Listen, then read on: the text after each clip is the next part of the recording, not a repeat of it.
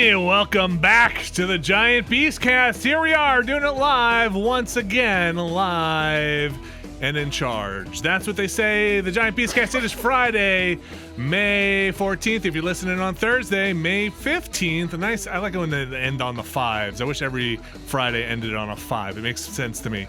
May 15th. If you're listening on a Friday, it is episode 260th here for the Giant Beastcast. Wow. I'm excited to be here. Always excited to be here. Still doing it live from my basement with everybody else doing it live from their rooms like Alex Navarro. It's true. I am doing it live in my room. Welcome to my live room. Hi, live room. Doing it live with Abby Russell. Hello. I wish I had a basement, but I don't. I live on the first floor next to a whole lot of trash. Speaking, okay, no, we can't start off like that. Jeff Beck.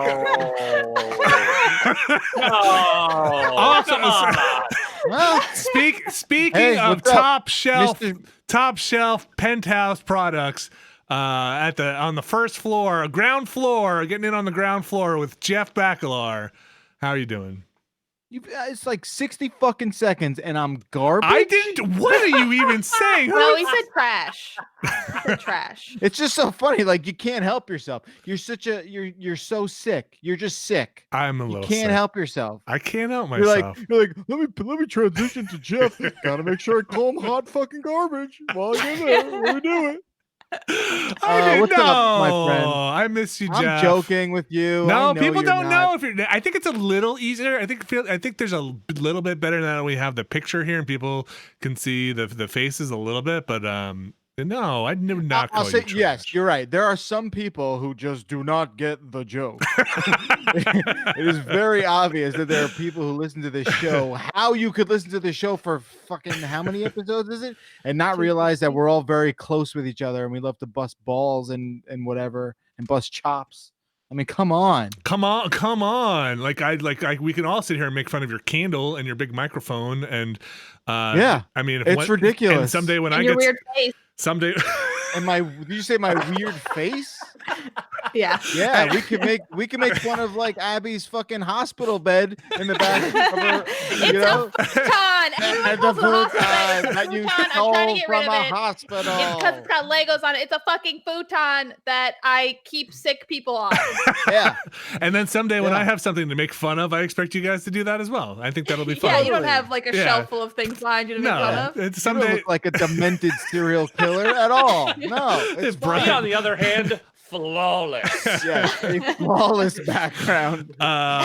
Listen, you're listening but what everyone needs to know is that we're all very close in real life, and all we do is to love to make fun of each other. Just put that in your back pocket and know that there's never anything unless when Dan was here, that was all real.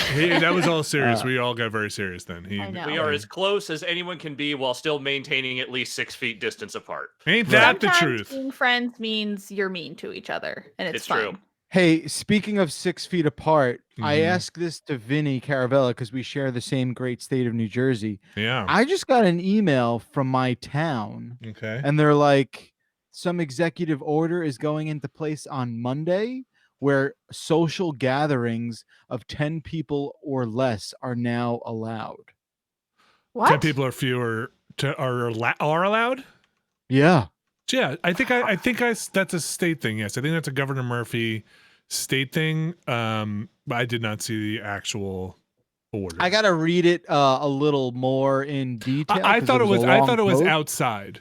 Honestly, from what I remember, I thought it was if you have an outdoor gathering. But I could be that could very well be the fine print. So does that mean I could start up my club again, or we just spit into each other's mouths? Only if you're in New Jersey, and only if you can spit from outside.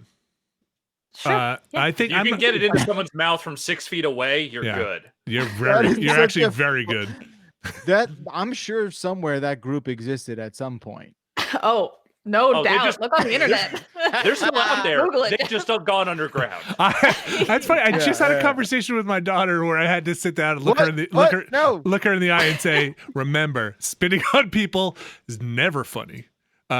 That's true. I fully agree with this. Yeah, I would rather get slapped in the face than be yes, spit on. yes. We go through a lot of Oh my jokes. God. We run through Of a lot of course. material, and you gotta spitting on people, never funny. Yeah. So the other thing, Jeff, that it was interesting because I do feel like I heard we get updates from the town all the time, and I feel like that might have been in one. But they are also allowing people in cars to gather as long as you stay in your car, which is like, Oh, that was the silliest. are shit we I gonna ever have read. our drive-throughs or not drive-throughs, drive-in movies gonna come back? Because that would be awesome. If this is the thing that Yeah. brings drive-in movies back in a really kind of bootsy way where people are just putting up big blankets stitched together because nobody has giant screens anymore, and running projectors outside, because it would be great. That's fun. There is like a lot of bizarre language, and I get it. Like whenever a governor issues an executive order, there's always like, it has to be written in this sort of like gubernatorial like legalese, and it's very bizarre to decipher. But there's all this weird language, like especially about the cars. Like, well, if the windows are rolled up, well, you can park those things. You can park those bad boys right next to each other. But if the sunroof is open, if you got the air conditioning on, it's like, oh my God, what is happening? What if I have a mask on my car? Is that what are those bras? Remember the bras the on the car front? bra, yeah. Like the bumper butt, yeah. Nice. Anyway, quarantine. So quarantine. We're still in it. Again, if you're listening, if you're listening to the podcast here on your actual podcast feed, we still do these live or have been doing these live on Thursday. If you want to catch it with the video and all that. Also, if you want to see the video archive, go to giantbomb.com and check it out there. And if you want to catch it live, giantbomb.com/chat. Thursdays around 1:30, 1:15, 1:30-ish Eastern time. I know some people don't even know. They didn't even know this was happening live. Didn't even know there was video on this. Also, while we're at the top here, I'll just mention the sale is still going on for Giant Bomb Premium subscriptions, where you can get in for $35 for the year. Damn. The year, which is, What a deal. What a deal. What a deal. So yeah, you can go get that. We've been doing premium stuff on Fridays, shoving it in there, but also doing a lot of premium stuff throughout the week if you want to catch it, like playing through some Dead Space. That game. Oh yeah. I like cutting off legs. So you can go to giantbomb.com/upgrade if you want to get in on that sale stuff. Since I think I recorded a mid-roll ad that might be squeezed in here somewhere dynamically, I'm not going to go too much more into it right now. But what I am going to go into are video games that I have not played in a while, because I have not been playing games in my free time. I have been exhausted like this last week and a half, and my free time, I've not played much in terms of video games. I've been playing some Astroneer on the set with Brad. That's probably one of my favorite things I've been doing. That I've enjoyed that game a lot. I finished the main plot stuff of the Division 2 Warlords of New York. So I finished the main plot stuff on that, and then man, that game just suddenly pops up with 100 more things to do, very much in those living game That ways. sounds like the Division. Yeah, of just like, and then suddenly just deflated like everything else, like my brothers and I were doing. Like, we finish it, and it's like, boop, boop, boop, boop, boop, boop, boop. Now do all these. Get this to level 100. Want to get 500 more points in this thing? And so that, I don't know how much further we'll go in that. That was intense. I stalled on Gears Tactics. I hit like kind of a wall on that I need to push through. I was worried it would get kind of grindy, and I feel like it did a bit. And also, I don't know why, because I'm enjoying it, but have just not been able to muster the energy to sit down and play more Final Fantasy. I think there's something internally that I think about. I need this kind of reserve of energy to sit down and do it that I haven't felt I've had. Not to You say need I to haven't tap been into enjoying the it. wellspring of Gaia in order to really get in there. My Mako, what I forget what they say in that game, Mako or Mako energy reserves are not there. I have actually been really enjoying, for the first time, it feels like forever, a book, and not just suffering, not just suffering through a book. Oh, really? Well, I've been reading a lot of like fun, easy reads, and that's been good. Also, full disclosure, on an episode of our Dead Space run, I did bash your book, it was the wrong book.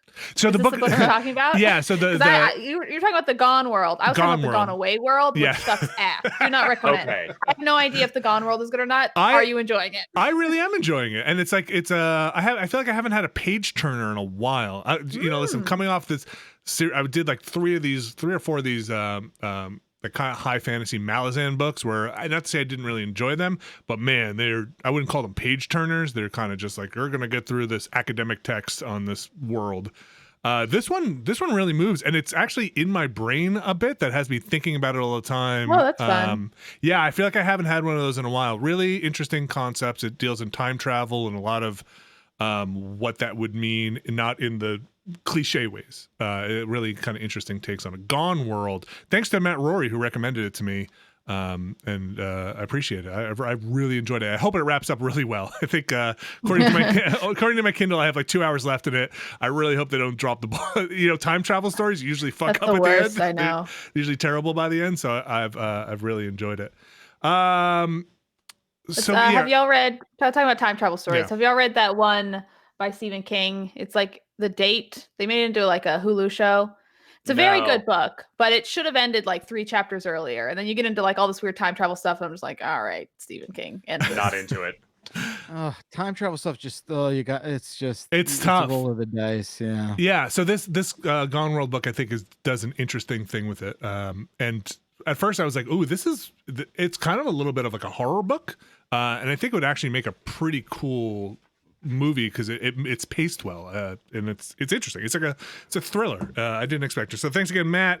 I hit a part in my comic book journey where I was trying to do this comic book reading order, or I'm stuck in the 60s a bit here, and some of those like really they're like the runs of the Fantastic Four and some of the early Hulk stuff that's getting a little tough to make it through, where we're fighting like, oh, now we fight Bee-Man, and now we fight Worm Man, and oh no, look at, and some of that stuff is just just gonna move it. And I've stalled. It's okay to skip stuff. You can skip stuff. I think I'm not just skipping, I'm just kind of reading quickly. They packed in the text on those old panels. They really they're dense. It really was reading. you weren't getting away with anything. You were reading. No, they really it's a lot packed in there. So good on the letterers who did that. So yeah, not playing much though. I do feel like there is stuff on my plate that I want to play, but I have not. I've just been logging off and then chilling out in bed reading and then just falling asleep. That sounds nice. Like when I have a good book, it's a really awesome feeling to have a book you just want to sit down and read. And I feel like I don't get that often in my life. Not to say I don't enjoy books, but like ones that you're like, I'd rather do this than anything. I've been really enjoying.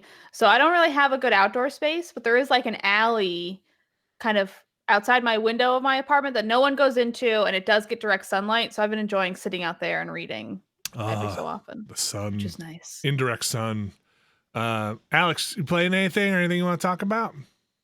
I mean, most of what I've been playing is the stuff that you've been seeing me stream on the site. I have definitely been doing more Animal Crossing errands, but nothing has really changed with my day-to-day with that game. It is, I log on for an hour after my girlfriend logs on because that is, she likes to go first and make sure she gets all the fossils and all that stuff before I go in there and muck things up. All the money trees, hit all the rocks. Yeah, exactly.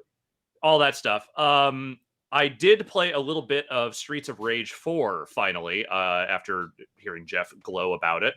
And you know what? That game is pretty all right, at least from the couple hours I played. That game, I don't love the art style, but I think for what a modern compromise from the old sort of like pixelated arcade art style is, I think it works. The music is good. I wouldn't say it's like as memorable as some of the older ones, but I'm humming along with the tunes as I'm playing. The main thing is that the flow of combat in that game feels real good. Like, I really enjoy doing the juggle combos. I think the special moves are a good, like, there's a good system built around that stuff. I was always more of a Final Fight guy. That's just, those are the ones I grew up playing more so than Streets of Rage.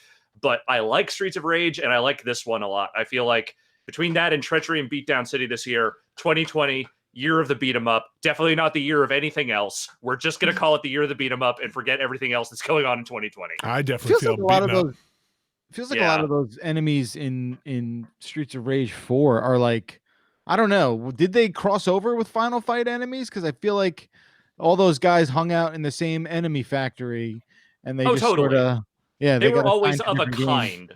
Yeah. Like they weren't using the same names or anything, but the character designs were always very much of a kind. Right. It was always that like that Caped interpretation, guy. of like Hollywood punk. Yeah. Where it's just like a lot of dudes wearing chains and shitty tank tops and jackets with fucking nuclear symbols on the back, and Yes. all of them have different kinds of mohawks. Yes. Yeah, Oh, like yeah. that's the core aesthetic of those games from the early 90s. It is basic. Yes, it is. You take one of those characters and then photocopy it a bunch, and you get Super Mario Brothers the movie. And that's Totally. Just Super Mario Brothers the movie is like one of those characters mixed with a wallet chain in the machine from The Fly, and Super Mario Brothers the movie comes out. Alex, anything else? No, this has been a week of just trying to get a lot of things done around the house, and also apparently finding out that inept crimes are happening in my neighborhood. Oh no! Wait, inept crimes. What? This sounds good. Like, Yes. how inept? So I found this out yesterday when I was going to pick up some laundry. There's a guy who lives next door to me who is basically the only person in my neighborhood I have ever just randomly started talking to in the 10 Aw. years I've lived here. Okay. He lives in the basement apartment next door, and he's he works like security at clubs around here. And like Cool. everyone else, he's been, at home. And apparently the night before last, he awoke to the sound of a crashing sound in the laundromat that is above his apartment. And he went up there and he saw two guys running out of the laundromat with like buckets full of change because they were trying to rob the laundromat, which I gotta say is maybe not really the place you want to be robbing if you are trying to get like a good haul. Right. Because otherwise you're just getting a lot of quarters. The risk reward on that one is maybe They got $300 in quarters. I think they dropped a bunch of it too, which is how he I got would alerted to imagine. it. So he chased them off, and it's just like, God, guys, what the fuck are you doing? as someone who has oddly enough had to find ways to I've just used PayPal and other things but there are still services that want odds amount of cash that you can't get from a bank because the bank hours are weird and you can't get out $15 from an ATM. Have been like, how does this work? And then of course how it works is things like Venmo or PayPal and getting those people to figure that stuff out. Like me, figured out. I shouldn't blame them. Yep. It is me. I'm the problem. I don't want to do Venmo. Yeah, people or have been using PayPal. Venmo for a long time. Yeah. Yeah. And the people that want those services are also just like, you just use Venmo. Did dollars just rain down in your What is happening? Is someone making it rain behind you, Jeff? Okay, just want to. I think my place is haunted. What just happened? For those Well, I listening have to the a win- podcast, what just happened, Jeff? I have a window open, and all of a sudden it got real, windy. Well, gusty. And- Okay. little Bunch dusty of in here. cash just And I started guess there was flowing out. money at some point that was dispersed. Speaking of This cash, It could be some sort of, I don't know what it That's is. like a actually. good thing to be haunted by. A money ghost? I want to be haunted Yeah, by a like a ghost. cash, Like cash Luigi's specter. Mansion. Yeah, totally. So I just sucked this out of a curtain. At least, I was gonna say, at least they're not dropping coins on you. Yeah, maybe it's the pinball machine. I don't know. I don't know. Who Anyway, knows? Alex, any other inept crimes, or was there a trail of quarters? What happened at the end there? I don't know. He chased them off, and I think he ended up telling the owner of the laundromat, "Hey, here's what happened." But yeah, I no idea. They ran off, and I'm not sure that they really got away with much of anything. I'm hoping as they're running, they are just carrying the bins open topped of quarters, and they're just shedding quarters as they're running, not bags. Yeah, it's like that Seinfeld bit where like Kramer has all the pennies like loaded all over his body, and they just keep spilling out of his pants. Either way you slice it, oh no, not a clean getaway, not laundering money. Just stop while you're ahead. Please no more. Things gotta change. No. It's a laundromat and quarters. There's got to be something there. nope, Well- there's not. So you got to move on. Yeah, you gotta workshop that one a little. Okay, fine. Alex, I actually just want to hear more about crimes in your neighborhood. But any other game or life stuff? No, not really. I did spend some time this week rewatching a bunch of Screened videos because this is apparently the 10-year anniversary of Screened launching this week. Yeah, congratulations. And happy you. anniversary. I had, if I'm going to be completely real with you, I had not really thought about my time at that website in a little while. So it has been an interesting trip down memory lane, revisiting that stuff. Are you and Matt Matt Rory still on board to try and record a little retrospective? Yeah, that's the plan. I think we're going to try and record something tomorrow. I don't want to promise anyone besides me and Rory, just in case anyone else needs to duck out. But we did talk to a couple of other screened alum to see if they want to join in on us. So we'll see. We'll see what happens. But the hope is tomorrow we'll record something, probably after the hotspot. I have very positive memories of that site. It was cool stuff was put up there. I have positive members of the site. I had my personal life at that time was a fucking disaster. So it was kind of a, good and bad. You got to weigh it. But yes. Yeah. Abby Russell. That's what I got. Yeah, no, That's Abby. me. How are you doing? I'm doing well. Thank you so much for asking. Week 2 of a squeak-free chair. Oh, man. It's quiet. Yeah, too quiet. I miss my friend. The squeak. Yeah. I'm doing fine. Speaking of anniversaries, I was recently reminded because we have our This Week in Giant Bomb, and it had my first play date. So I've been here for like 3 years. Wow. Crazy, right? Wild. Weird to think about. You made it. Congratulations, Abby.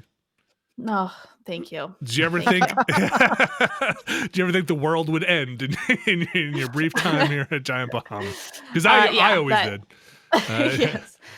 Anyway, I feel like I'm not really playing many games lately. I'm doing a lot of reading, similar to you, Vinny. But I haven't signed into Animal Crossing in like 4 days. Isn't that wild? Wow. Who am I? Who are you? What's I don't going care. on? It got to a thing where I put a good amount of time in that game. I absolutely got my money's worth in that game. But also, I feel like for the most part, I did all my projects in Animal Crossing, and then I just couldn't really be bothered to do more. And I got a little bit tired of the routine. And I think honestly, I think it would have been better if something like Red was there every day, because I feel like I want the new stuff. Like I have 3 more fossils to get, and then that's it for fossils. So I want something that's I feel like I'm getting it every day. I think I've pretty much caught everything for this season of bugs and fish. So it's a little what am I doing? I also think honestly, one of the biggest deterrents has been that my storage filled up and my pockets are always full, and I don't want to have to fuck with inventory management. So what do you a lot of it? What do you do? Say if you're in Animal Crossing and you're a power player. I'm going to call you a power player in Animal Crossing, right? You're I don't time travel, so I'm not the most power player. No, you're an honest power player. You're in it because you want the clothing and the accessories, and you want to build stuff. So what do you do if you're trying to just get all the furniture and then your storage fills up? Do you just have to start putting stuff out on the yard? So I don't try to collect furniture to then keep it. Usually what I do is I buy everything in my store and then sell the things I don't want to put out right away. Because then you can get it from the catalog if you ever need it. Is that right? Okay. Yeah. And there's still a few things that I've hung on to because they're very expensive to buy, or because I want to use it eventually. I have a plan for it, just not right now. But my house is full. My house just looks like shit. And I feel like it's so slow going with getting furniture. I think because they want you to use DIY stuff, but it feels so painfully slow that it makes it so I feel like I'm never getting the house I want. My house has looked like shit this entire game. Do you remember when I complained that there's literally nothing I can do in the game because it wants my son to do the next thing? Yes. I did log in as him and Tom Nook, and it's but this is such fucking this game. I would knock 5 stars off of this stuff. So I log in as me and do the call a friend thing, call a local friend. So now I have to the 2 controllers. I'm shaking one and then going over to him and walk us up to Tom Nook, and Tom's like, "Hey Max, okay, so listen, what if you build this camp area and we invite new people to the island and make it look good?" You're not even doing that yet. No, because I had no idea that was even a thing. And then I'm like, great, awesome. And then I shake the controller and I switch back to me right around, get all the money. And then I shake the control, or then I drop the money on the ground, shake the controller, go back to Max so he could pick the money up and then buy stuff. It's just what are we doing here? Anyway, I'm not going to complain about that stuff of Animal Crossing. It's just so bizarre. Nintendo, just make me be able to change the representative of the island. I don't know why you're making me suffer like this. You know what's incredible about that game is, and I'm starting to reconcile this now, is that there are so many things that you can rightfully ding that game for. Like there are any number of different design decisions they could have made to make it better, and it is unquestionably, undeniably, will not be challenged by anything this year. The game of 2020. It is. It just is. Oh, It is going to absolutely. be the thing when we get to the end of the year. It doesn't matter how much they break it between now and then. It doesn't matter what they do. That game is the game that defines this year. And I don't feel like no matter how many good games come out between now and the end of the year, anything will challenge it when all is said and done. I also think, as much as we complain about Animal Crossing, I do think it's a very good game. I think it definitely has its issues, but I think there's like so much good to be had with that game as well. Yeah. It's just that, like, there are also so many ways it could be better. Yeah, sure, totally. But I mean, that's every game, right? I think that's my biggest grievance, right? That's why it bothers me so much, is that it's getting in its own way. And then that's the part that's like, oh, I want to enjoy this. Like I keep punishing myself, because otherwise I would have just let it go and I wouldn't play it anymore. But like I come back and I play it. Yeah. Abby, anything else? Still doing Just Dance. I also started to play. So I was like really looking for a game. I felt like after playing a lot of Animal Crossing and playing a lot of like exercise games, I was like, I just want to like sit in the narrative game and like be able to like explore a world.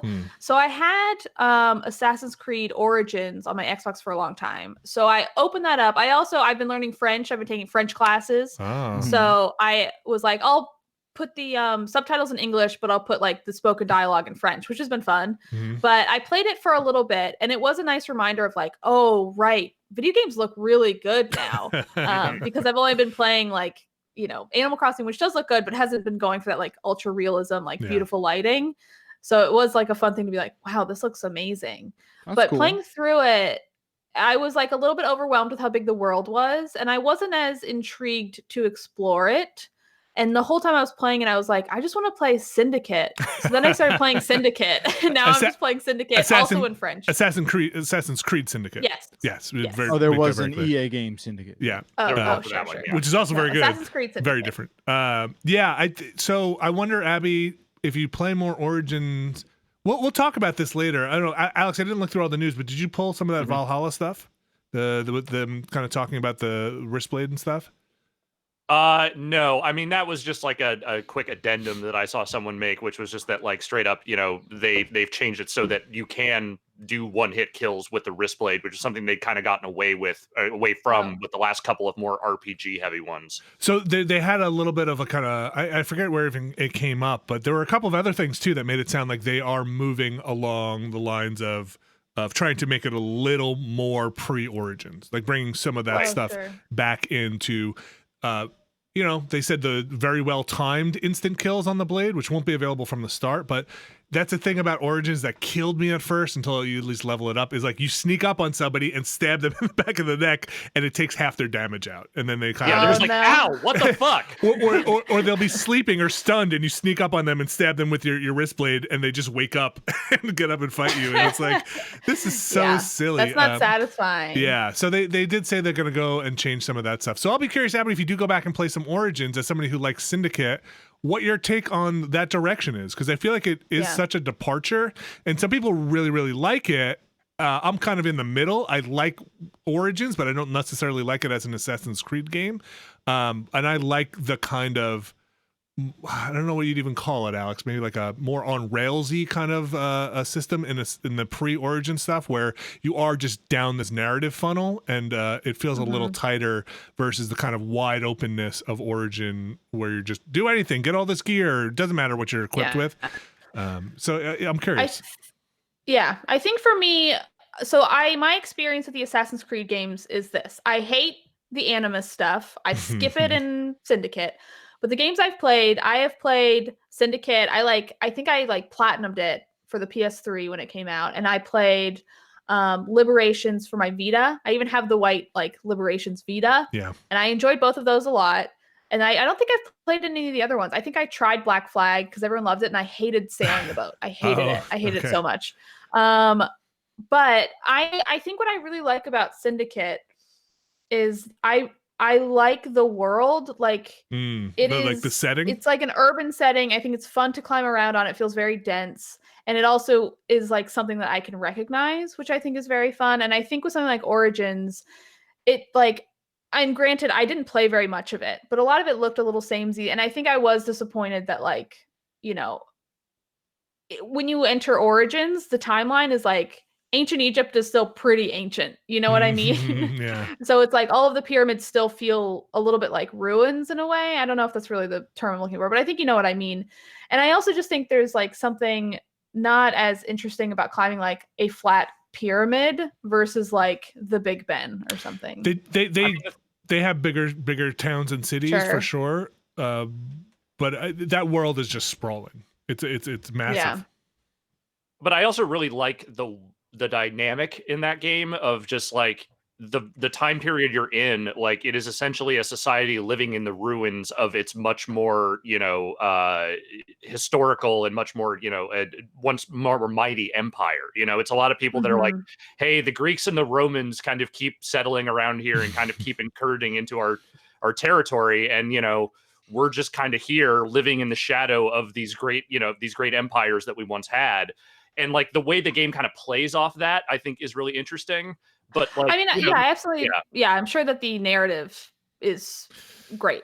You know, or at least fine. I think that that's part's not interesting. necessarily like it gets better as it goes along. Yeah. Sure. I think that's not necessarily even what I'm like so excited about with Assassin's Creed games, at least right now, as someone who is just like, I'm not really playing anything. I just want something I can like turn my brain off and like collect. I think Assassin's Creed is like very satisfying, especially Syndicate, in like, one, how you play it, but also how you like just go through the world and be like, I'm going to be on this tower. I'm going to see everything. I'm going to look at all the pictures on the wall. I'm going to do all the challenges, clear out this town. It's now like a green town versus a red town.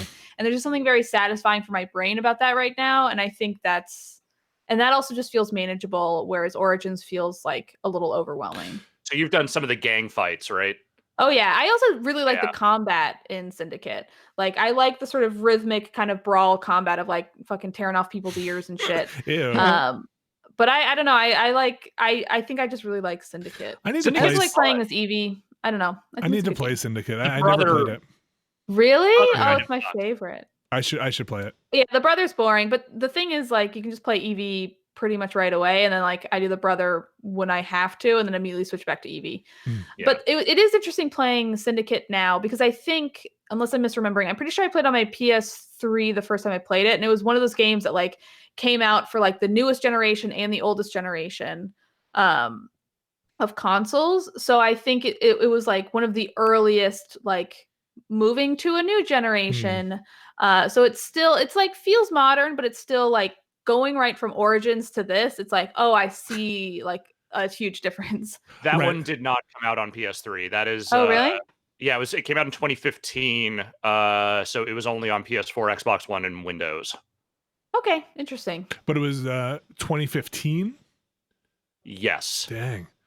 Dang, it felt sooner but than even that. Still 5 years ago. I know. Yep. Wow, really? Which does feel like a lifetime. Abby, I love that you're playing Assassin's Creed. Anything else? Because it just reminded me I should play Syndicate as well. I should. Yeah, Syndicate's great. I think I got it for free via Game Pass. Or not Game Pass, but like Games with Gold or whatever. So you should check it out. I think I have the Assassin's Creed collections on like PS4 complete and also on PC at this point. They always go on sale on Steam, and they're like, oh, do I own this? I know I own this somewhere. It's $5. I'll just buy it, you know. Yeah. It's great. Big fan. Part of why I'm playing Syndicate was because I never played the DLC, and I really want to play the DLC. So I'm playing through it before I play the DLC, but yeah. Anything else?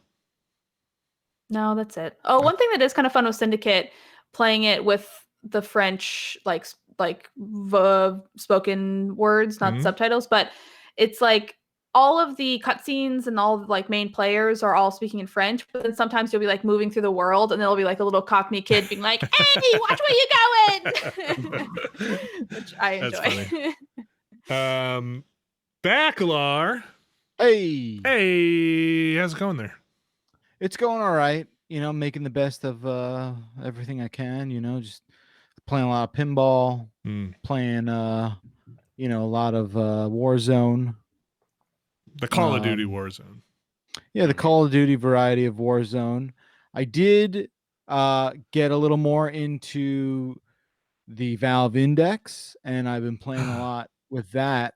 That's the VR machine, right? That's the VR rig I got going. And then I tried a little game called Boneworks VR. Okay. And I don't know how to say this, guys. Yes. That game broke me. When good In a or good bad? way or Yeah, bad way? Yeah. What's the In the bad way, one can break. Okay. Oh no. This this was the first time playing VR where I was just like, think gonna barf. Oh, no. really? no. You got sick? You you? got VR sick? Did you throw up? I got sick. I did not throw up. Okay. So Russ Frushtick was talking to me about this game. Polygon's And- Rush Stick. Yeah, and he's like, yo, try out Boneworks, but with the sort of like, prerequisite, like, hey, what's your VR nausea meter at? And I'm like, I don't know, man. I feel like I'm pretty Yeah. good. Like, I've never gotten nauseous. I hadn't done VR in a while. I've done tons of PSVR. When we first got the Vive in the office, I was playing it a bunch.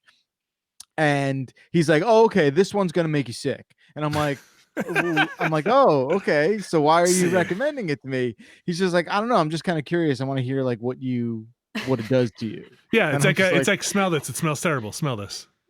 Yeah, but yeah, Yeah. we'll go with that. So I load this thing up, and so this game is they call it an experimental physics VR adventure. Okay. And the problem with the game, and when I say problem, is this game is very aware that it's gonna probably make you sick. Like, Mhm. they give you all these warnings. They're like, hey, experienced VR people only, please. Oh, please. like, Okay. Only the hardcore. And I'm just like, does that mean people who just don't have like inner ear balance? Like, I just don't understand. Like, who is a seasoned VR person where their brain doesn't make them just like go crazy playing this game? I don't know. I'm sure there's people who maybe just aren't as sensitive to it, but I don't know. I love roller coasters. I love all this stuff. I've never felt the way I felt after. You're a playing tough this guy. game. I get it. It's not that I'm a tough guy. No, I just, I get it. Tough. like, yeah, I don't know. I wouldn't say I don't know. I'm not saying I shouldn't have had this reaction. I'm now a weak human. I'm just saying, listen, I think of you differently, but things change all the time. Yeah. yeah, I mean, look, you should. Anyway, the thing with so most VR games do this like teleporting thing, right? Where Mhm. you're not walking in the game, you're just sort of teleporting spot to spot to spot. Mhm. And a lot of games smartly, do like a real quick dissolve or transition so that you're not even like teleporting. You're sort of, there's like a break in the edit that your eyes see and, Yeah. and sort of digest. Yeah. This game, you're walking. And Oh, I hate that. I hate that like so much. almost right away, I was just like, oh, like I did that, like I did that like Neo bullet dodging thing where I'm just playing this thing and I'm just like, oh, bro. I sank into the floor a little bit, and I like got my bearings and I started moving around, and I was just like, oh, maybe I should just push through for a hot second and just experience this a little more. And I played about a half hour of it. I took the headset off, and so I knew something was wrong about maybe 5 minutes in, Mhm. because visually and aesthetically, like, I'm looking around and I'm just like, this is awesome. This is we're talking about Boneworks, by the way, for people who Talking about Boneworks. Yeah. It's made by Boneworks. it's We're made talking by about bone. We're talking about Yeah, it's made by- Boneworks. they should call it Pukeworks. It's Oh, wow. Wow. it's made by Stress Level Zero. Is the Okay. dev. Sorry, I didn't mean to So- interrupt. Just want to get people up if they're. Yeah. You- So You were talking about 5 minutes in, you knew something was up. yeah, like it definitely has a Portal-esque kind of vibe where it's like you're just a human experiment in this lab kind of thing, and you're kind of like going through little rooms in the beginning, and then you start to see like, oh, maybe this is like a laboratory chamber kind of thing. Anyway, I didn't make it that far because I was ill. Well, what do you do in it? But, Like, what is the actual game loop? it's sort of I think I assume it's like this first person kind of shooter action game, but I don't really know much beyond what I did because I don't think I'm loading this thing up again. But I played, and I really loved what I was seeing fidelity wise and just interactive wise, picking things up and like it felt so good. The problem is really just walking. So I don't, and apparently there's no option to use teleportation in this game. So like the left stick on the index controller controls your walking, and I believe the right stick controls ducking. And just getting those two to work together, it just wasn't great. And I'm what I'm saying is like this game feels like it could be fantastic, but there's just not a way to control it for me in a way that doesn't make me sick. So halfway through, I'm like, oh, I just got to fight through this, and maybe I'll overcome the nausea and the weirdness.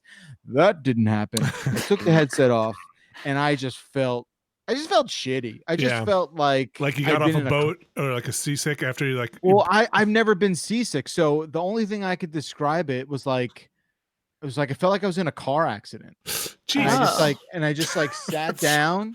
That's not what you wanted a reviewer to say about your game. Oh, I mean, like I've never been in a serious car accident, but I've been in car accidents where like you wake up the next day and you're like, oh fuck, like what was that? So, it just kind of knocked me off my feet a little bit. I went upstairs, I laid down for about 20 minutes. I started feeling better. And then everyone was hitting me up and they're like, let's play Warzone. I'm just like, is another video game the answer right now? And I kind of waited a little bit. And then I just, I just started watching TV and doing stuff. And I felt fine after maybe like another half hour. Boy. But the best was checking back in with Frushtick. And he goes, how was it? And I was like, terrible. And he goes, you didn't try and fight through it, did you? I was like, oh yeah, I tried to fight through it. And he's like, that's your mistake. Gotcha. He's like, the VR goblin got you again. So anyway, I don't know if I'll be playing Boneworks again because that shit was too much. That was too wild. Much. Sounds like a nightmare. I mean, and then he was telling me, and I don't know, he was saying I don't really know the story, but apparently he says he doesn't know how willing the developers are to making some sort of teleportation option for this game. So I'm just like, oh, they got to do this. I'm like, they just got to do this. They just need to be able to offer that. I'm sorry, I want to play your game. Man, you're just not hardcore enough. Only true gamers can handle the fucking waves of nausea they're throwing at you. It is wild. I guess I'm gonna start looking for like streams of people who just somehow make it through. Apparently, people like sometimes take Dramamine for this game, and I'm Come just like, on. Oh God, can you is there a way for you to close your eyes when you move? How much? How integral is the moving? What do you? It's if you could close your eyes, move forward, open them, and then look around. No, I mean that's a noble idea, I guess, but it's just. Look, I played a lot of VR, and I've had to close my eyes sometimes. VR makes me a little queasy occasionally. I'd never been so. Oh, I knew it right away. I almost knew it the second your character takes a step. you're just like, what? Your brain is just like, what are you doing to me? Right. Never seen this before. I've had this ship running. I've been running a real tight ship for 37 years, and now you're gonna do this shit to me. What are you doing? I'm glad. Well, in one hand, I'm glad you finally got to experience it. You finally got to feel your stomach drop out from underneath you, or I'm not upset. I'm no worse for the wear. I'm excited. Because it's a fun story to tell, and I'm psyched I got to tell you guys. But at the same time, it's like, ugh. I can't believe you never got seasick. Yeah, Good for you. I've never been seasick. Yeah. The only time I ever got sick on a boat. Only time I ever got sick on a boat was when I was on a cruise and we did an excursion, and I got and they like just they were pouring liquor down everyone's throat. That's Oh, not no. seasick. That's drunk. Because it's just like what they fucking do at these like things, because they want you to tip them and just like give them your wallet.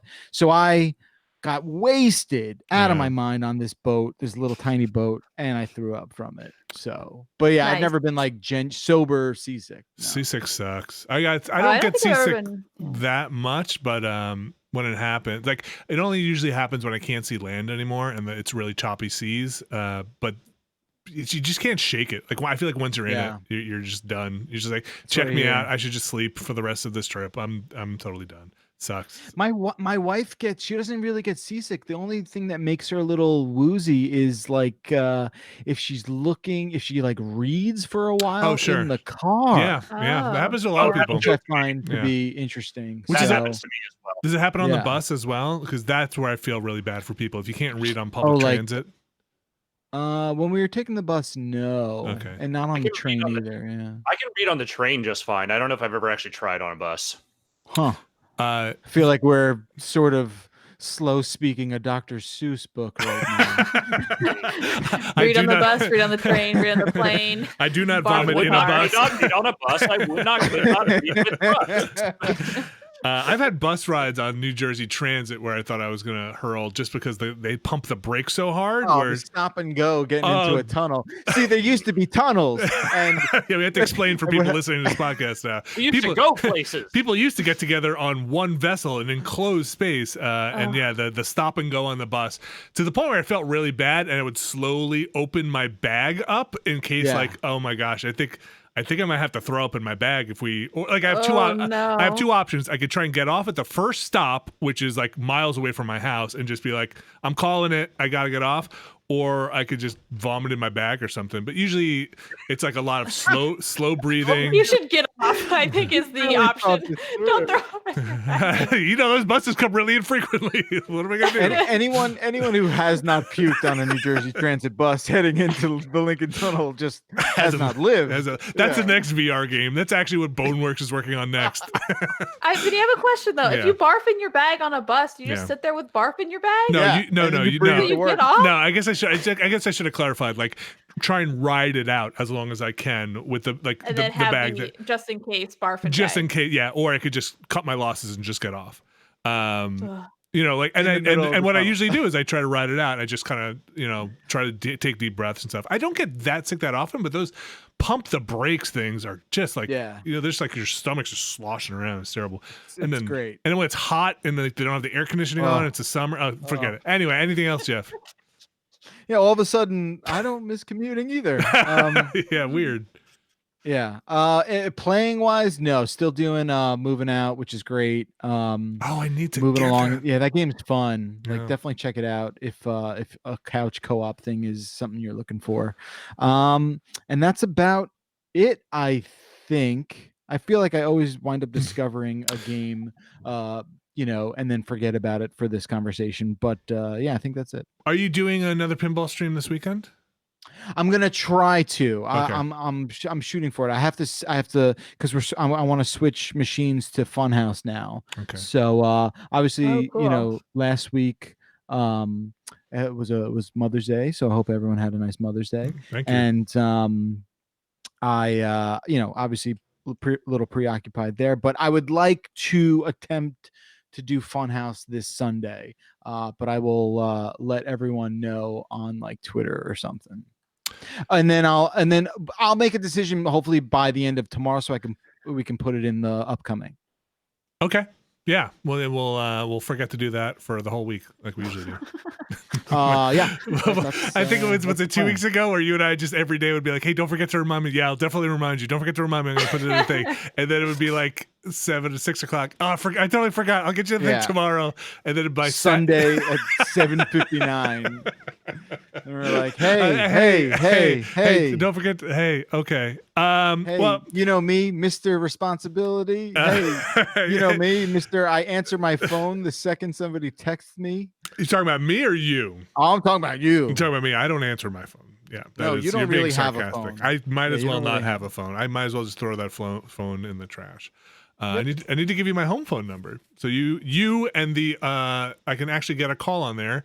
My parents, Jeff Bakalar, and 800,000 spam messages that Hey, I'd love to call your house line and like have someone else pick up. Be like, those were hey, the is days. Vinny there? I Miss those. I try not to get too nostalgic for lost childhood stuff, but like that is definitely one that I almost wish would come back in a way where friends had to call the parents' house to ask for the friend if they could come and like talk on the phone, because I feel like that was always a hey Mrs. Jones, hey, how's it going? Okay, it's great. Yeah, is Jim there?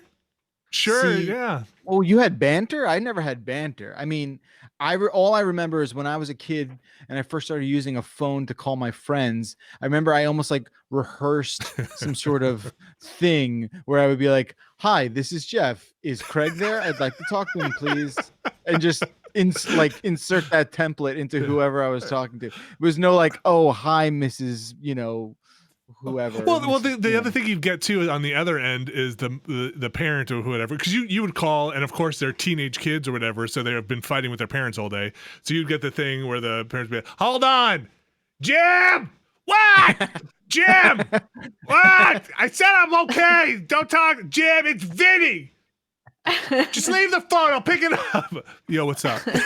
and then it's like, "Mom, hang up. Hang up, Mom. I got it. Don't forget you got hey, hang up." Oh, my mom. Yo, what's up? Yo, what's up? You want to go to 7-Eleven? What's up? I really do miss it. I feel like you only get those caught on live streams now.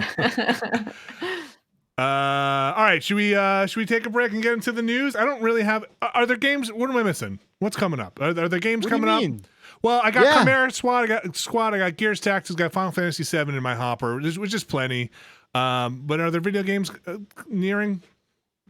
Oh, like to play now? Like Not right now, but like Not on this the week. No. All right. I definitely have like a backlog that I'm gonna try and get to. I just, like I said, being home, you would think there's more time to maybe just veg out and play some games, but it's just not. It's not really showing itself in a way that, honestly, if Warzone wasn't such a thing with my friends and I'd probably be more, productive, but it's just not happening. But Last of Us 2 is coming out in like 2 weeks. Yeah. Is it 2 weeks? I keep forgetting the Isn't it like moving the end of the dates. month? It's like May 29th, I think. What? I thought it was June. June. I thought it was June as well. Oh yeah, Last of Us is Last of Us June. 2 release date May 29th, 2020. My God, Right. Abby. No, it's not. I thought it got pushed to June. Oh. It did. Why does it say? Okay, no, June 19th. Yeah, But June. So we're about a month Interesting. away. Interesting. Which is Well, still Google, update your dates. still too soon. Still very soon. I mean, I'm excited. I want Me it to too. be sooner. I mean, in lockdown time, that's like a week. That's right. In time compression mode. Yeah, that's a week. Those So look weeks forward will to it. blend together. All right, we're going to take a quick break. We'll be back with some video game news. So stick around. It'll probably be about 5 minutes. Let's play this little ditty here. How about this one?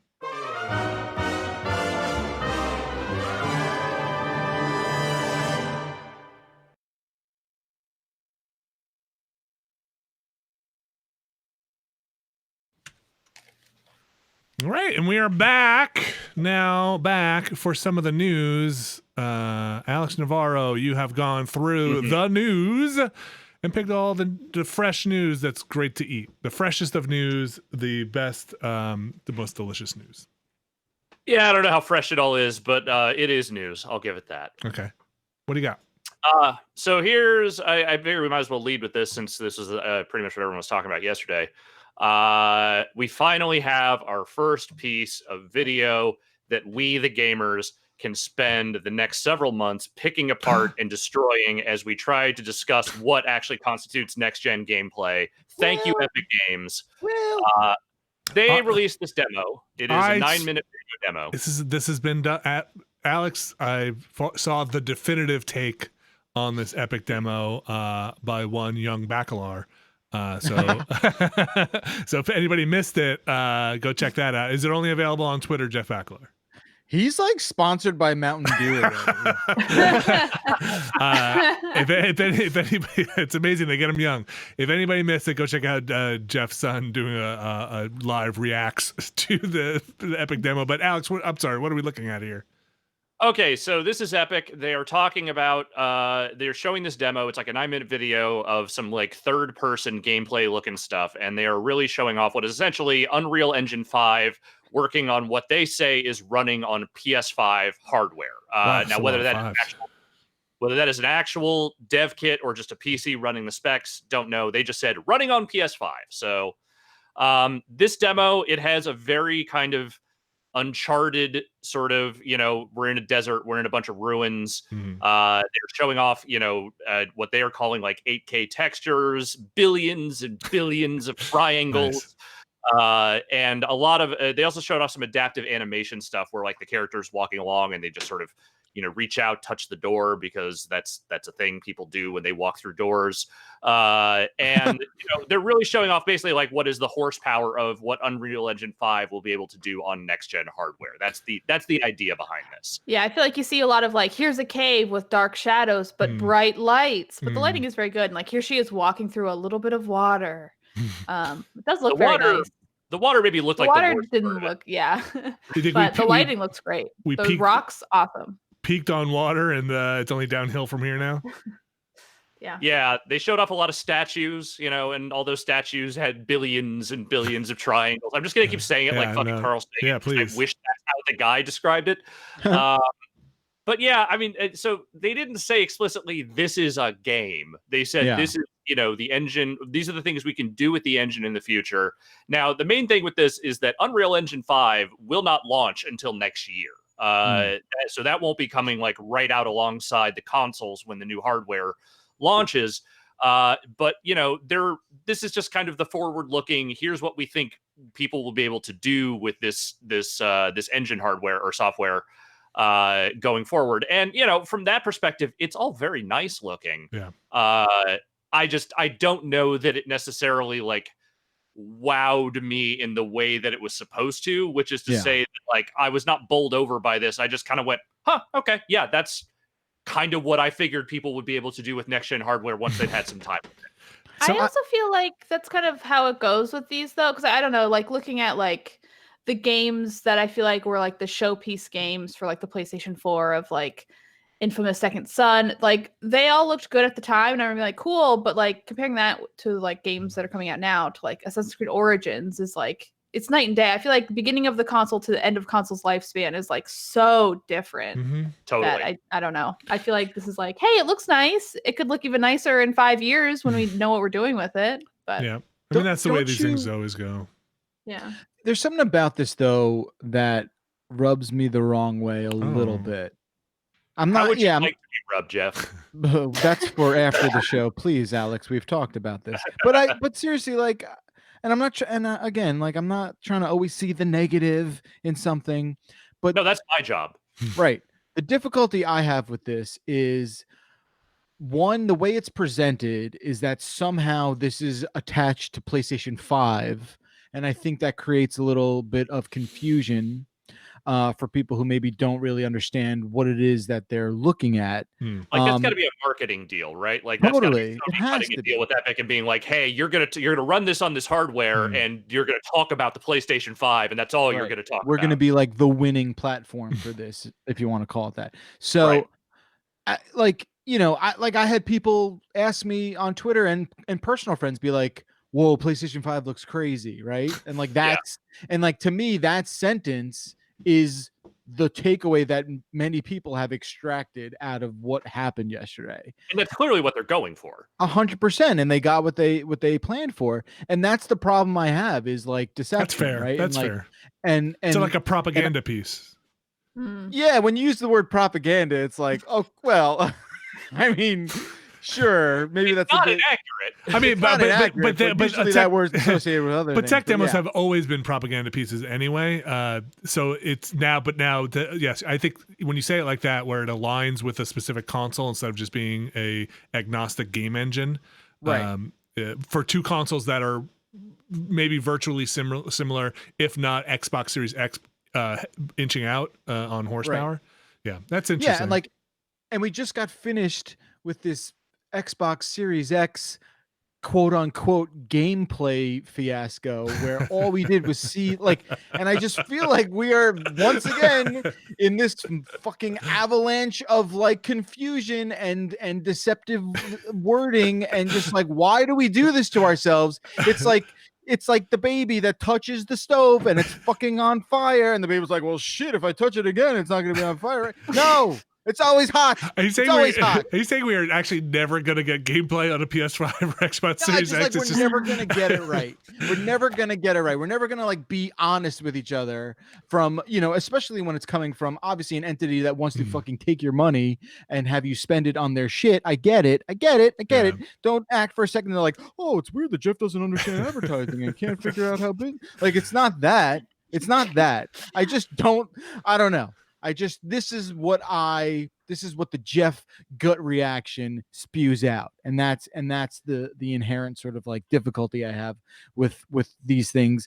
And when you have it on a week after week basis, it's a little overwhelming.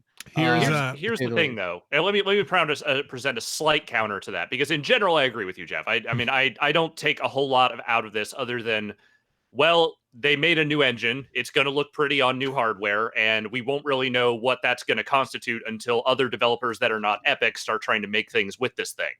But that said, I do think that one of the key things that has been missing from this entire run up to the new consoles has been a piece of media people can just fucking devour in circular argument with each other for weeks on end about what the validity of it is. That every console cycle has had at least one of those things that people can point to and be like, oh no, this is real, this is bullshit, no, my console is going to look better. We haven't had that because they just haven't really presented anything along those lines. And I just don't feel like consoles can come out until the entire gaming audience has torn itself apart over at least one piece of media in the run up to it. As the prophecy has been written. Yes. Yeah, right. There is definitely a like, hey, we built the Matrix without fighting over gameplay or fake gameplay demos, but nobody believed it and everybody died, so we had to build Toy Story quality graphics. That's right. It looks like a movie, Alex. I was watching. What was I watching? Some really old, like late '90s, early 2000s gameplay videos where they're looking at like, Ghostbusters on the Commodore 64 and like, wow. It's like you're in the movie. It's like you're right there. It's like Bill Murray is whispering in your ear. They could have showed that bounty hunter demo, that sci-fi bounty hunter demo that looked like the proposed Prey 2 that time. You remember that Unreal Engine demo where the guy's like smoking the cigarette in the rain and he fights the alien? They could have showed that again, and I would have been like, oh man, next gen consoles are gonna look great. That's my take on Unreal Engine demos. Like, go back to just showing me spheres with moving textures on them, and that's kind of more impressive to me than showing what a game might look like, because in a closed environment on your computer, like that stuff, they're basically, for me, they're like 3D benchmarks. Like when you run a 3D benchmark and you see a guy in lava fighting somebody on a bridge, and you're like, yeah, that looks really cool, but when you have to make a real game, sometimes it doesn't work out like that. But games look good. Games look good now. And this thing I was watching here looked pretty good with dials turned up a little bit more. And I think it's hard to get these across also when you're not seeing them in person now, when you're not seeing HDR in person, when you're not seeing 4K in person, when you're not seeing all the stuff that you can only get through watching it directly on the TV you're going to play it on, instead of watching a compressed version, or you're watching it, not with all the trimmings that it's going to have later on. It's also a little tougher. The internet is not the way to look at the triangles. You got to get up close and personal with the triangles. Now, also to counter my own thing, it's like I like watching this stuff. I like seeing this stuff. I think it's super cool. Like you said, it is a little bit inside a vacuum, if you will. But like there was this really cool Nvidia keynote. I think it went yesterday, where they were showing off this cloud-based sort of like a real-time rendering thing, where like people in remote parts of the world can collaborate on this like physics-based cloud application. And it was like, oh my God, it was amazing, right? It looked unbelievable. it's tough, I think, for a lot of people to separate like what they're seeing from how it will come into their homes as a product they buy. And and separate the fact that like these are companies trying to basically show you the best possible thing, so you're left with this certain impression of how things are going to be. So it takes a level sort of head to process it all and digest it all in a way that is reasonable. And I get it. It's that demo's cool to look at, man. That looks cool as hell. I would love to play a game that's gonna look exactly like that. But I think a little bit of like mystic, sort of like not maybe disbelieving everything you see, but just a little Skepticism. caution. A little caution. Pretty right? smart. It's pretty smart of them to not put a name, not to do that with an actual game, so they don't have to say like, "Oh, this game is going to look like this," and then people go, "It doesn't look like the puddle." Where are the puddles? Look at the puddles. Look at the puddles. Yeah. Look at the lights. Epic ain't gonna make that game anyway. Epic makes Fortnite now. That's what they do. And by the way, they did announce that Fortnite will be available on PS5 and Xbox Series X at launch. So there you Great. go. And it's More Can't wait to Fortnite. play it there. They also own House Party. What's House Party? Oh, you guys don't know how in our time of lockdown, you don't know what The House kid- Party I is? don't. The Kid and Play film franchise? Yes. No, House Party is this like super popular video chat app. Nope. Oh, I you know what? I did hear about this. I think in the wake of a bunch of people being like, "Oh, we shouldn't use Zoom anymore." But Yeah. I haven't actually seen it. I use it a lot with friends. It's and it's also like an extension in Chrome too that you can just sort of keep it open in a tab. I wish. And then anyone can Jeff, just are like you jump using into this? a video chat with you. Huh? Are you Yeah, a I house used party it. influencer? Yeah. No. Hold on. Would you like to be? No. No, not at all. But yeah, they own that too. Just a little side I would note. love if my Wow. kids' teachers had to start sending out house party invites instead of Zoom invites for their online class stuff. I want them to be in a house party. House Party is way more loosey goosey. Like you could just kind of. Have you seen some of these kindergarten half-hour sessions? Boy, they get wild. No, I don't think I want to. But you could just jump into anyone's thing unless you lock the room. You could just sort of be like, "Hey," and before you get in, be like, "Hey, odds are you don't know everyone in here. Is that cool?" And you're like, what are the like, chances you what have am I pants gonna on? lose? Yeah. Yeah. That just sounds like chat roulette. Remember in a chat way. roulette? Is chat roulette still around? Because that was I'll just. I'm do gonna it. say, Life is I'm gonna chat say the roulette. only people who are on chat roulette right now are not the people you want to chat roulette with. That's probably I fair. think chat roulette's still a thing. Yep, it's still a thing. I'm not going to Yeah. click it. No, I am close, please close, don't. close that right now. Just like dick roulette. This is my work computer. I don't want to get fired. Yeah. Alex. So gameplay demos continue to be gameplay demos. Or no, I'm sorry. Or do they? We don't know. Let's sorry. argue about it. I misspoke. Sorry. Tech demos and engine demos continue to be engine demos. What's next? Let's see. The next thing I have on here, remember last week we talked about Evo was canceling their on-site event in Las Vegas this year. Yes. For obvious reasons. So they have revealed the first details about what Evo Online 2020 is going to be. What is it? So they are doing an online event. It is actually a series of 5 weekend events, ranging from July 4th all the way down to August 2nd. It'll be weekends all throughout that month. And so right now they have not, I don't know if they've launched the full lineup of what's going to be available or not, but they have announced 4 online tournaments that will be open tournaments during the Evo Online. And it's going to be Mortal Kombat 11 Aftermath, which is hilarious because Mortal Kombat 11 wasn't even on the main stage at regular Evo. Killer Instinct, Them's Fightin' Herds, and Skullgirls Second Encore. So Okay. nobody here, and I don't mean this in a kind of offensive way, I just mean it pragmatically. Nobody here is deep enough into the scene to know how much this actually affects the fighting games. But Alex, you mentioned last week when we talked about this that doing these from home could be really problematic.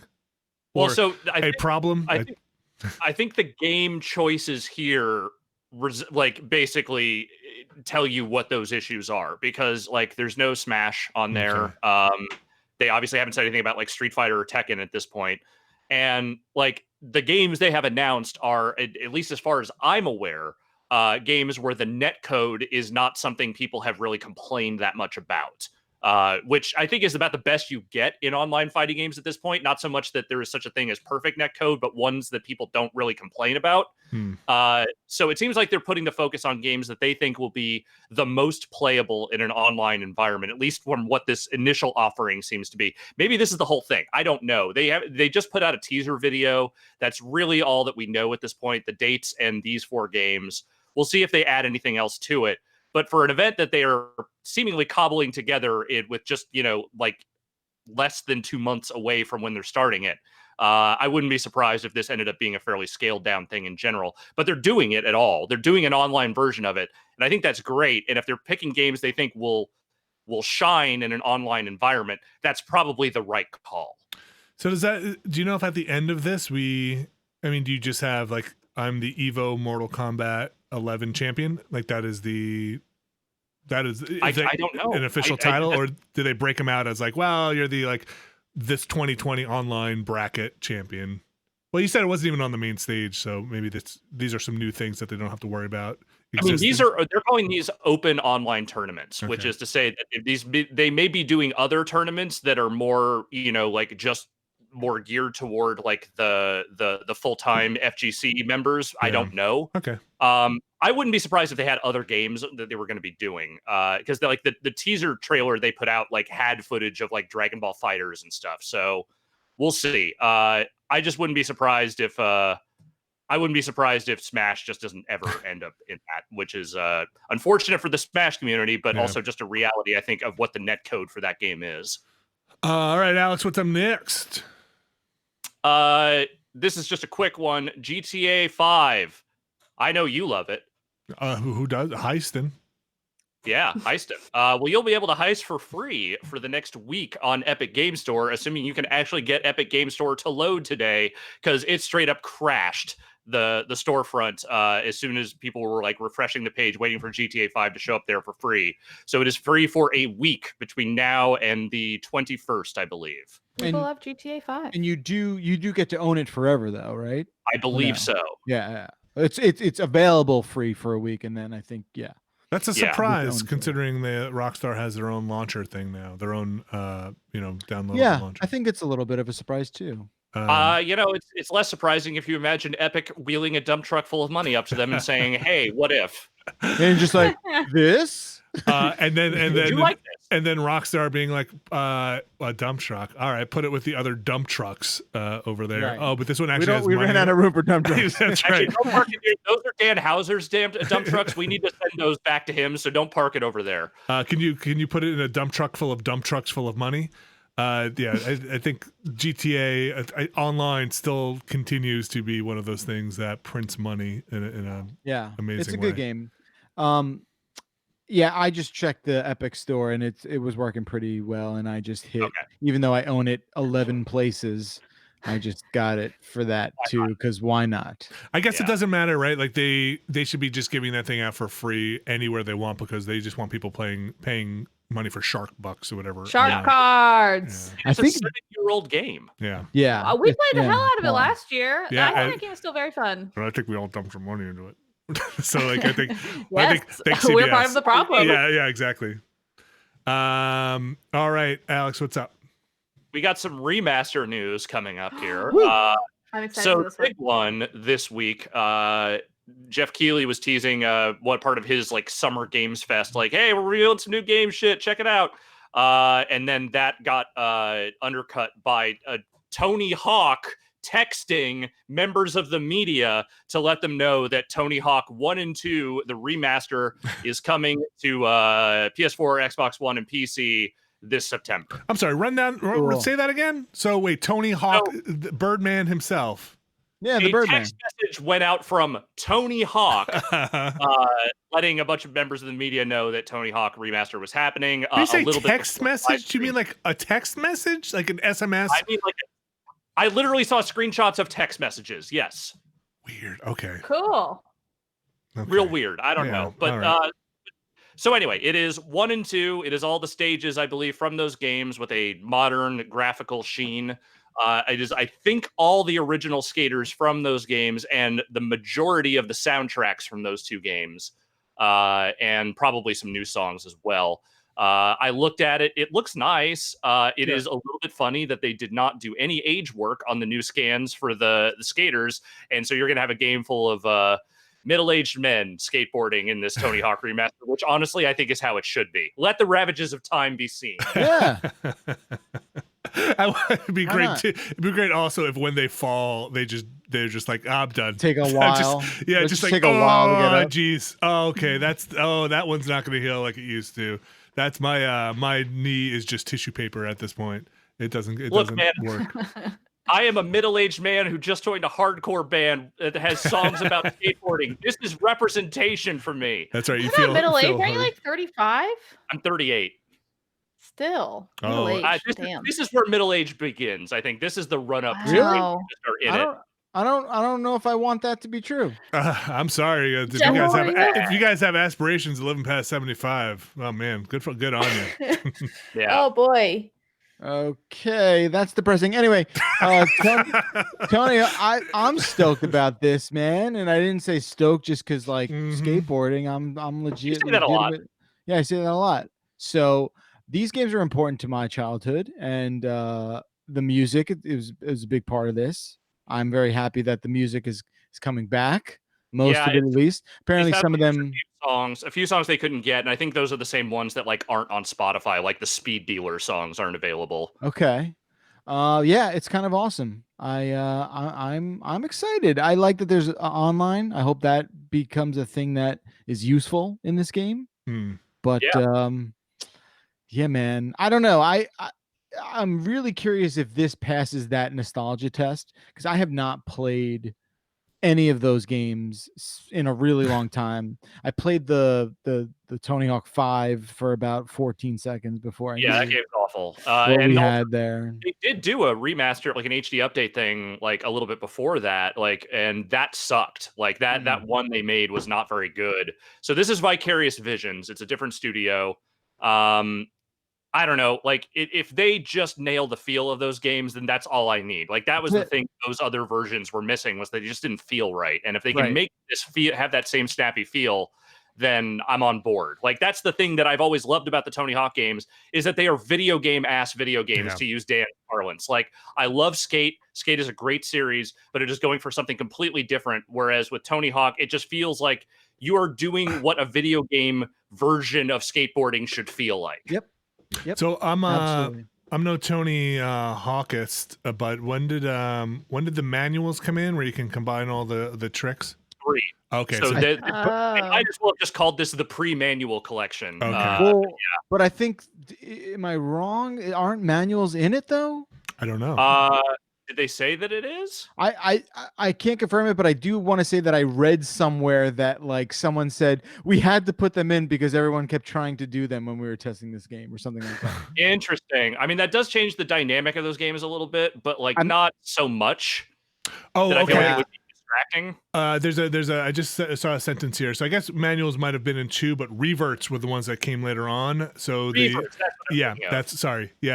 so those will be in the game. Reverts, lip tricks, and wall plants are actually going to be in these 2. So that's interesting that they're going back in and just they're tinkering around to make it the best versions of Tony Hawk 1 and 2. Wait, so what am I thinking of? You might be thinking of manuals, but the manuals are not. No, but they are. No, manuals are in there. Revert was the thing they added in 3 that totally changed Gotcha. the dynamic. Yeah. Gotcha. Right, where you're just chaining everything together. Cool. That'll be what do we have dates on this? I'm sorry if I missed that. September, which is soon. Sooner it's again in the compressed timeline next week. So Alex, I know we're still on this remaster tip. What else we got? The Mafia series. Remember those games? Mm-hmm. Yeah. So I played a little bit of Mafia 1. I remember. I don't know if I ever played Mafia 2. I definitely played I finished Mafia 3, which was not that long ago. And so they are doing at 2K is a trilogy remaster of all 3 Mafia games for PS4, PC, and Xbox One. And that is cool. I remember Mafia 1 being real slow. Like not bad, but very slow. Yes, maybe they have sped it up. I don't know. I mean, it was delivered in a way that made sense. I feel like for like the time and the technology of the setting of the game, but like, yeah, I remember being kind of put off because at that point, that's kind of like when GTA was really taking off, and that was obviously a much more raucous version of the open world crime game. I remember 2 very well. Okay. And I remember 2 being kind of like what felt like a big GTA-ish kind of clone thing with like a 50s, sort of overlay. I don't know. I feel like I remember 2 being really good. 2 is the one where you can shake down businesses, and right? Like you're trying to run the business empire. Yeah, and then 3 is the one where it takes place in fake Louisiana, fake New Orleans. Right. And that game, like the combat was a little repetitive, but otherwise I thought it told a pretty solid story and had some really great character work. So I could never get the controller in Steam Link to work with 3, unfortunately, and I always would boot it up, and then so I had to play it downstairs, and it just led to me not playing it as much. But I liked what I played of it, but then some of it also felt repetitive, like clearing out the construction site. It was definitely repetitive, and it was very janky at launch. Like it took some time for them to really get that thing solid. So this is 2K. EA had just previously announced they're doing a whole bunch of remasters, right? That was like the Mass Effect. Yeah, didn't they say they're doing the Mass Effect remasters? And they haven't announced that yet, I don't think. Oh, like, that's that was not real? That was just straight up said in a news story by one Jeff Grubb, but like they have not actually come out and said that at this point yet. But I wouldn't be surprised if that turned out to be true. Okay, that's still rumored. That's the only one I care about, Alex. That's the one I want. Why do you need that? We're already playing the Mass Effect trilogy in the best possible looking version of it. Like, why would you need another Mass Effect trilogy? You're right. You're not wrong. All I want them to do is just clean up a little inventory stuff and a little actual code tweaks from Mass Effect 1. Okay. All right. So Mafia trilogy, more on that coming soon, or do we have everything we need? Yeah, they just teased it at this point. They haven't done the full announcement yet, but it sounds like whenever May 19th is, which is next week, that is when they will be revealing everything. Okay. And then finally... New Paper Mario. New Paper Mario. Okay. Yeah. The Origami King is the new Switch Paper Mario. The trailer opens with a very creepy cult moment where apparently Princess Peach has been taken over by an origami cult and then tries to murder Mario. And it looks really nice. And I don't know what to glean from that otherwise, because the last few Paper Mario games I feel like have not been great. And at this point, I can't look at the series with anything other than just sort of like a cautious, well, maybe it'll be good. It does look. It looks awesome. That my first takeaway was that it reminded me how awesome Tearaway was. It kind of had a very Tearaway look of papercraft, and that's Paper Mario's thing. But the origami in particular, it looked good. These games always look really interesting. I think Nintendo, when they do this, what do you even call it? This skeuomorphism, where we go for this like Woolly World or Papercraft, or these things where they take the franchise and kind of slap a layer of like, what if this were in the real world with real things constructed? I think that they do that so well. I haven't played a Paper Mario since Thousand Year Door. Is that how long ago was that one? That's the last really great one, I think. So yeah, I don't know. I'm into it. I'm up for it. Yeah. Well, you'll be up for it this July. It's out on July 17th. Cool. That's soon. On the old Switch. I mean, are things coming out on 3DS anymore? Are we done No. there? No. The ship has sailed. About them. Okay. We'll probably get one more Layton or something, like some like a localization of a Layton game. They'll find a Kirby game under a couch somewhere and just fucking throw that shit out. But yeah, that's as far as I know, they are not doing much with the 3DS, if anything. Cookin' Mama Cook Stars coming to 3DS, apparently. There you go. For now, right? Download it on day one. Make sure you get it before they pull it. Yeah, I mean, that's a joke, by the way. It's a completely believable joke. It's not funny if it's too believable, Abby. Sorry. Yeah, boo. All right. Is that the end of the news? Anything else going on? Jeff, you got anything in your little section there? No, you just stole all the news I intended to talk about. No, Really? I'm kidding. I'm kidding. I'm kidding. There's a PGA Tour thing out on here. Did you want to talk some more about the golf?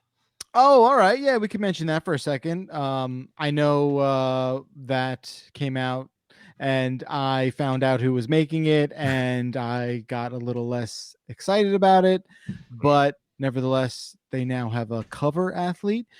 Do you know who Justin Thomas is? No. No, No. but it sounds like Now look, okay.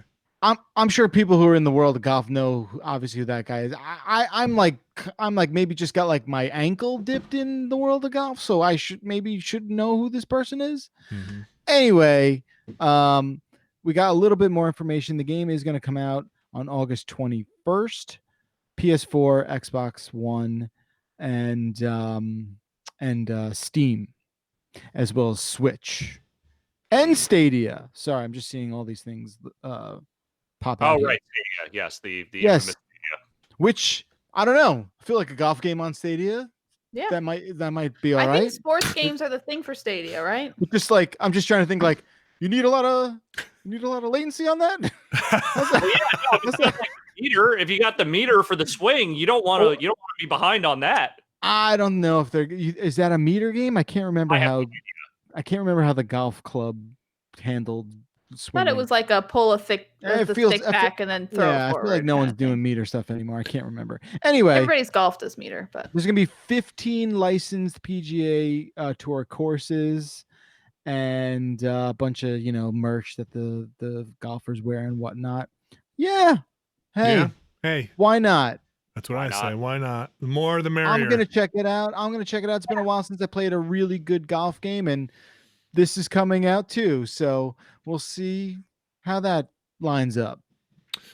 We also got later on today, in just a little bit here, they're going to show some Ghosts of Tsushima. It's Ghost of Tsushima. You can't say it. No, can you guys hear my kids stomping around up there? It's like kind of okay. So I'm like listening to one here. Just wondering if it's breaking the gate. What's that? What are they playing? Dance Central? I just feel like they've gotten tired of me being like I'm going to podcast after like 2 months being like, yeah, whatever, old man. Like we're just going. I don't know. They do all day. They love to do these, which is fun. They love to do these things. I don't know how. So here's a terrible thing about doing homeschooling where the teachers just link to a YouTube video. YouTube just does the sidebar, and like if I'm not watching my kids, they will just immediately jump to the next thing on the sidebar. But they got into these this or that athletic things. For the gym teacher was like pointing them out, like, do you like Mario or Sonic? And then you go to a side of a room, and if it's like, if you like Mario, do 10 push-ups. If you like Sonic, do 10 jumping jacks. And then it does the next thing, like, do you like this and that? So sometimes when we're down here, they're just doing those running in place right above me, to the point where like the dust falls down from the ceiling. And I have open liquids here, which I like sometimes have to like. I'm not ready to complain about my basement constantly. I am in a basement, but it is like those scenes sometimes from movies where people are in bunkers with like raids going on upstairs, and they're just like holding onto their glasses while the whole thing is going on. Enemies stomping around above, and they just have to be like, oh no. Yeah, well, don't want the water spill, they'll hear it. But like not quiet, but in a way that's just like, this is normal, and I'm just like holding onto my glass as it's shaking off the table and trying to get on with my life. We're gonna take a quick break, and we'll come back and do some emails, and I'll do a spider sweep and go dump out my glasses in the meantime. So this will be a long one, but we'll be back in a little bit. See you, folks. Stick around. And you know what? I think I forgot to play the transition music. I'm gonna play it now, so I have it on a recording. If you're listening to this live, enjoy this. Ready? Here we go. I guess we'll be right back.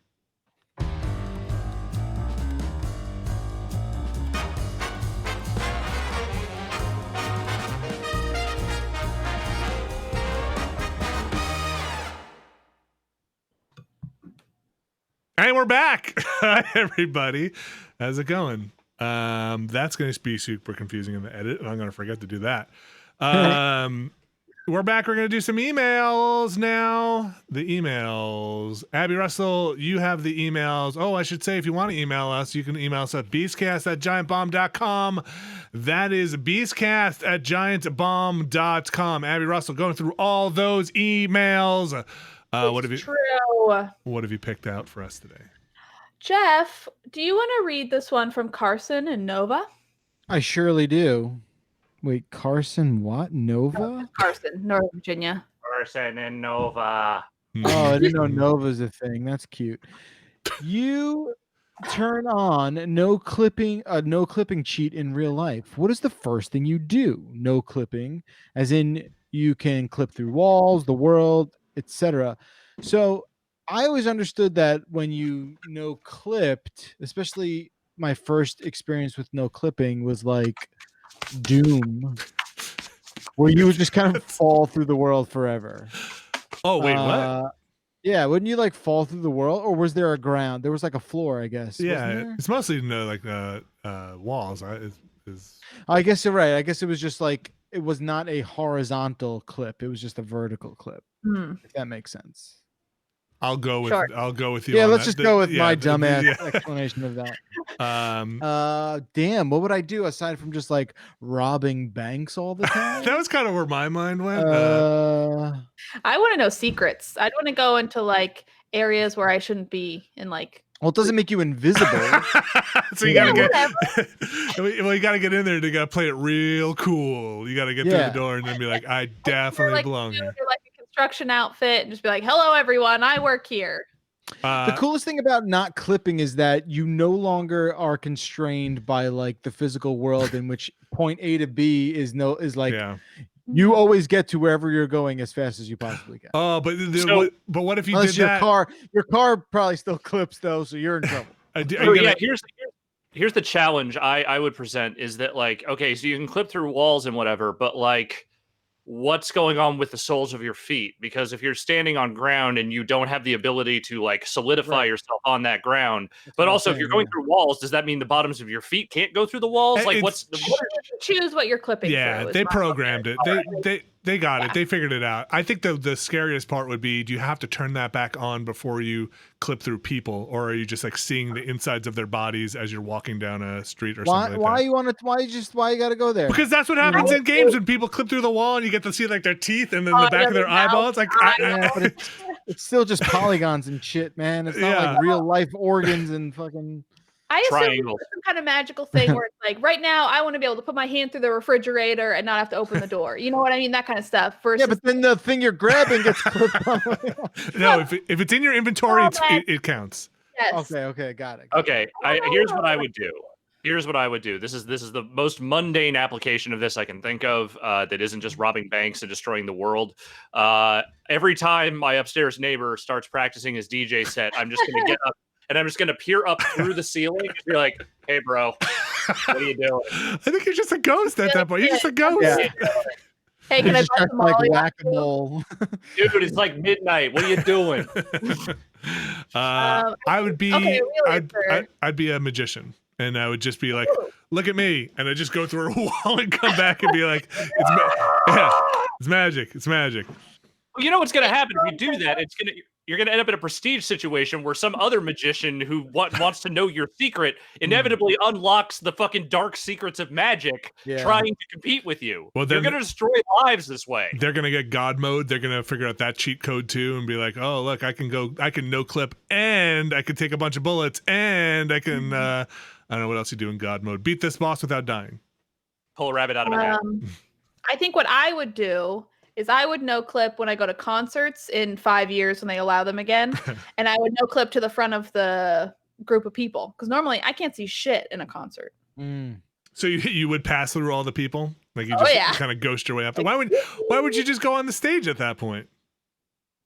Sure. But because I feel like people see me. So I would just be sitting there watching like some singer like doing their business. So I was like, hi.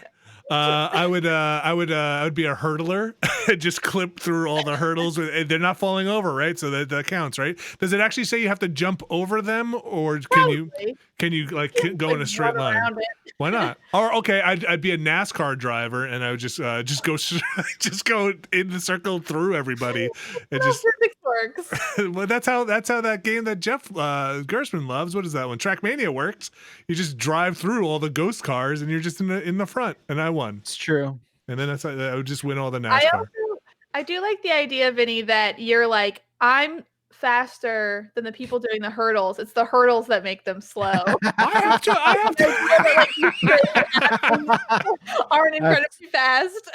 That's really good. Well, I guess in my mind, yeah. But I mean, listen, I'm not good at magic either, but I guess being able to go through a wall is fine. But yes, in my mind, it was like I'm also an athlete that can participate in that. I'm competitive in the hurdles. Maybe like a no clip through pole vault would be good too, because you just no clip through the bar and you just if you touch it, they won't know. Yeah, you would never know. There's a bunch of fun stuff you could do. You like just run around very quickly, like maybe no clip. What? Well, you just like you'd be able to get places in a straight line, just like super fast, right? You'd just be able to. Like, I said that first of all. Also just said that, but like, do you want to have to go to people's houses and shit? Also, I ride the subway, or I did. Like, I don't know. Yeah, I don't know. I feel like I just want to know secrets. I want to know like the inner guts of buildings. You know what I mean? Like, I want to see what's in like a storage room of like a Macy's. Yeah, you want to see how the sausage gets made. Yeah, just want to like see what's going on back there. I think I would also be terrified without God mode. I can tell you right now what's in the storage room of a Macy's. What bodies. Bodies. Decomposing bodies. I want to see them. A bunch of old Santas that didn't quite make the cut. Every Macy's is run by a serial killer. Yeah, maybe like jumping through subway tunnels would be fun because you don't have to worry about all the trains. Like you definitely could go places. There's a bit of invincibility mixed in there, right? Like of like a little bit. All right, next question. Good question. Okie dokie. Alex, will you read this one from Bob? Sure thing. Bob says, "Hey, Beasters. I have recently become a premium member, and I am now fully caught up with Mass Alex. Thank you, Bob. Just thank you for all the work you've put in on that series. It's incredibly entertaining to the point I often watch 2 or 3 a day. Oh. What are the examples of the worst choices you've made in video games or ones you have regretted the most?" Yes, he listed a Mass Alex spoiler. I have removed it from the email. Wow. I think I know the one he's talking about. I will say I just to jump in on this one because it's the top of my mind always in my life because it is something that's stuck with me forever. I can't remember if it's KOTOR 1 or 2, but there's a woman who has a Wookiee companion. And like you play those games, Paragon, you play those games, Renegade, and you have fun. But there was one thing where there's like basically a Chewbacca situation where this woman has like a Wookiee companion, and you can, by something, you can make the Wookiee have to kill her. And he's like very aware that this is like a horrible thing, and you just do it, and it's terrible. I forget what happens. Like you mind control or force him to do it, and it always stuck with me. I was like, this is the worst. This goes beyond just being renegade. It is a terrible, terrible thing. Wow. Yeah, it was bad. That's bad. I feel like my answer. I tend to safe scum. So if like I fuck up and make a bad choice, just do it again. I try not to do that on like some of the Life is Strange games though, but I don't know if I necessarily had any choices that I remember strongly standing out as like, oh shit, I really fucked that up. Especially considering like sometimes you make a choice and you're like, well, that was a bad choice. And then like 2 episodes down the road, you're like, actually, that was the right choice. I do think we talked about this on I don't know why it keeps coming up in my brain. We talked about this on that other stream, Vinny, about Until Dawn when I kicked the dog. You're supposed to. That's my choice. I was gonna say I do remember in our Until Dawn playthrough, there were I think a couple of kids that didn't make it because I hit the button or whatever it was I was supposed to hit at the end before everyone had gotten out of the house. Because I just thought, oh, hit the switch, fuck it. And a couple of people may have died somewhat needlessly because I was a little hasty with that button. That's my bad. Bacalar, you would never even know if you made a bad choice because you never look up guides or anything. Right. I've never like not completed a game, so I feel like no. I've 100% have made plenty of terrible decisions. The problem is that I can't recall a specific one, but I know the feeling of when you've done something terrible, and I just know the feeling of where you're like, oh god, oh maybe I have a save, or maybe I can undo that, or oh no, is it like this Yeah. forever now? Like I can recall that as clear as day. The problem is just not remembering the specific example, but many times I have done something completely fatal where I'm just effed, and it sucks. Choices. I mean, I feel like I'll say this. I feel like when I was younger, I would maybe go a little too far, and like I feel like I've definitely restarted games because of like oh things that wow. I just wasn't okay with. Not haven't done that in a while. Although I did kind of wind up restarting Red Dead, but that's a different story. But yeah, that's yeah, I used to do it. I used to like if I didn't I wonder what it is. Maybe if I didn't unlock something where I like missed a very pivotal, pickup or something like that, definitely would in like, the 90s or early 2000s gone back and done the whole goddamn thing over again. Well, I think for me, the stuff I probably more regret more than like, oh shit, I made a stupid narrative mistake is like when I have made a character early on and I have like a cosmetic or like a name choice or like some kind of character stat choice that then like once I start playing, I'm like, I fucking regret this and now I'm stuck with this. Like that's the shit I feel like I regret more than like the narrative choices. The stuff that keeps me up at night has to be battle royale type late game decisions when it is, oh my gosh, if I had just switched to this other gun, or if I had just turned this other way, that would have been like you're in the top 2 or 3. Oh, if I had just turned the helicopter blades this one particular way, that person, man, I just going back to that one, that is one that kept me up at night because it would have been such a good way to take that. For those who don't know, there was we played Warzone for the charity stream, and it was a very silly ending where I somehow made it to the end game in the top 2, and I was in a helicopter, and I actually got some of the guys, the last team, with the helicopter. And when I was playing, I thought I got them all, so just landed the helicopter because I thought I had just got them all, and then the guy was next to me just shooting me from the helicopter, but I thought I had hit them all, which was a bummer. So those are the ones. You did better than we thought you would. By sitting in a helicopter at the top of the map the entire time. Yes, I destroyed it. But yeah, those are the ones that I think back of, like when I finished the game session at the end of the night, being like, oh man, if I just launched a grenade or I took a gamble that just didn't pay off. Those are tough. Yeah. Well, Vinny, Yes, do you want to yes. respond back from Pittsburgh? Sure. Let me scroll down here a little bit. Hi there, beastie folk. Recently, I've been thinking about how there are certain artists whose work and style I'm always drawn to and almost always end up enjoying.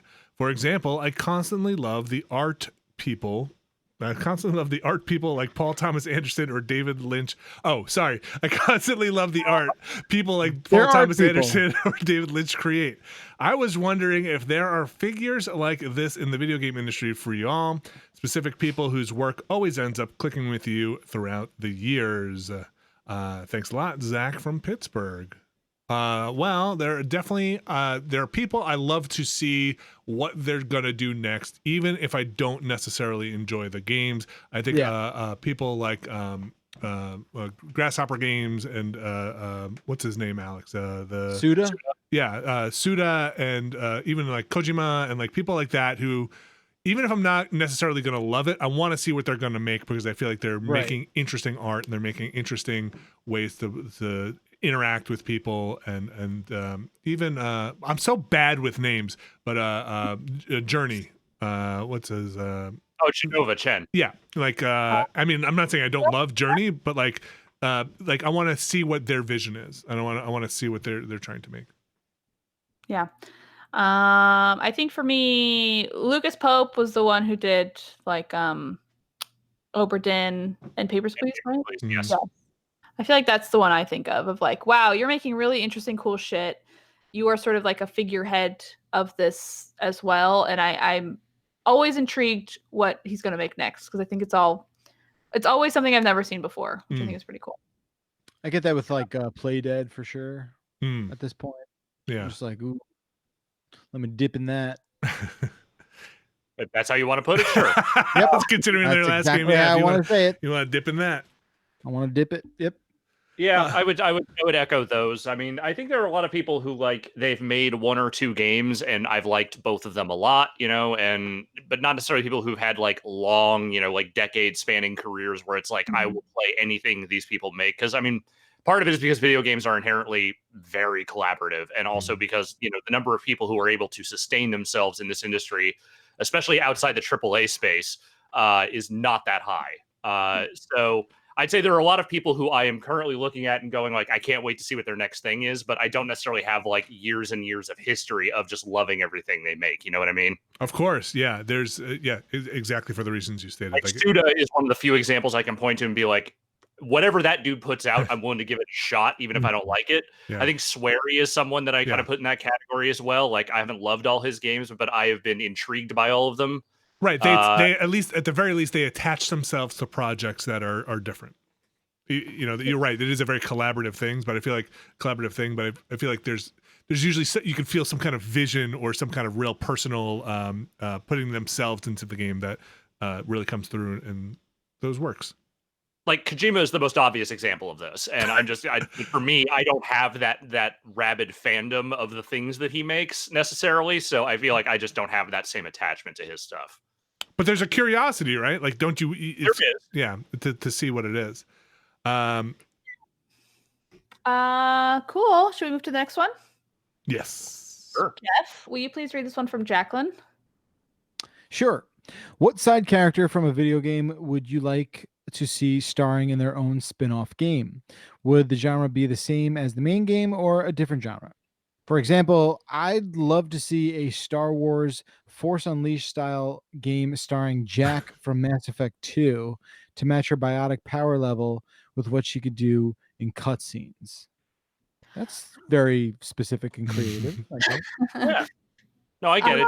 Interesting character. Yeah. I would love like a Sadie Adler game. Who's Sadie Adler? From Red Dead Redemption 2, right? Oh, Sadie, yes. Oh, yeah. cool, yeah.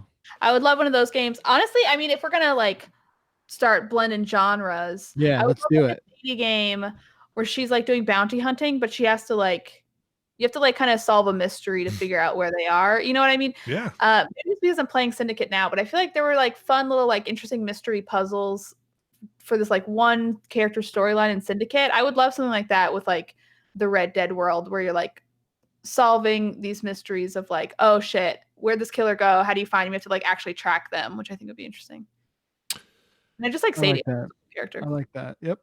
I feel like I could go on for ages with this stuff. I mean, there's clearly Garrus and his what's like a Bailey now, who is a CSEC detective on the Citadel from Mass Effect. The merchant from Resident Evil would be a good merchant game, running around getting wares and putting yourself in levels like some of those other merchant type games that have come out. I think anything where you're playing somebody who is a character that has a side role and then you kind of breeze through their life at various points. I would love to dig deeper into that world. And kind of sit there for a while. I'd like to play a game where I'm like GLaDOS, something like that. Oh, that's fun. And just kind of like poke the mice in the maze a little bit. Sure. Oh, so you're a sociopath. Yeah, I'm crazy. Yeah. Not to lean too heavily on the Mass Effect stuff, but I would say that if we wanted to do like a prequel thing, a Garrus Thane buddy cop sort of mismatch story where like, he's the cop, he's the assassin.